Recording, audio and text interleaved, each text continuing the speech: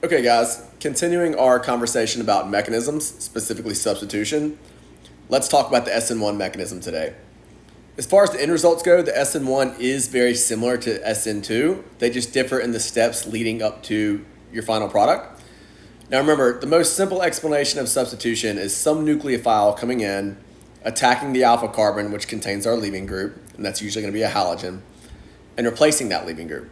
With SN1, the first difference we observe from SN2 is that our nucleophile will be neutral or have a formal charge of 0. Reagents such as water, ethanol, methanol, NH3 are common here. With any one style mechanism like SN1 or E1, the process happens in several steps versus a concerted process like we observed with SN2 and E2. The first step is going to be the loss of a leaving group.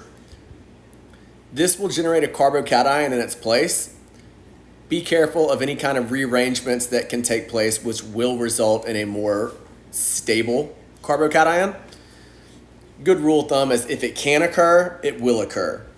For more information on carbocation stability and rearrangements, check out that video over at orgogoat.com. You will see that concept many times in this course as well as Orgo 2. The next step is going to be a nucleophilic attack at the alpha carbon position. Assuming you form a new chiral center, you will observe a racemic mixture of products where half of the products will be of an R configuration at the alpha carbon and the other half will be an S configuration. Let's do one more example. So here our alpha carbon is going to be carbon 2 because that's the one containing our leaving group, and our nucleophile here is going to be ethanol. So fill in some lone pairs here, and our nucleophile is, first thing that's going to happen is going to be loss of the leaving group, chlorine in this case. So now we have this molecule here with this secondary carbocation located on carbon 2. We're not going to have any kind of rearrangement here. No amount of shifts from a hydride shift or methyl shift or anything like that from the neighboring carbons is going to result in a more stable tertiary carbocation. So this is as stable as it's going to get. So now, ethanol, nucleophilic attack, like that. Our next molecule is going to look like this. O, E, T, H. One more lone pair completes the octet, and we're going to have a formal charge of +1 here.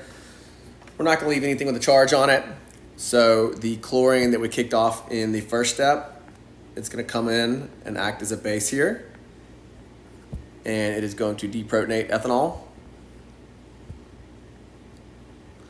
giving us our final product, racemic mixture, so wedge bond on one, OET, as well as dash bond, OET. And that is what we call a racemic mixture of products. One of those is R, one of those is S. If you found this video helpful, but you need a little more practice or in-depth explanation, you can find the full-length version over at orgogoat.com. Please like, comment, and subscribe to help our videos find more students like you, and tell a friend.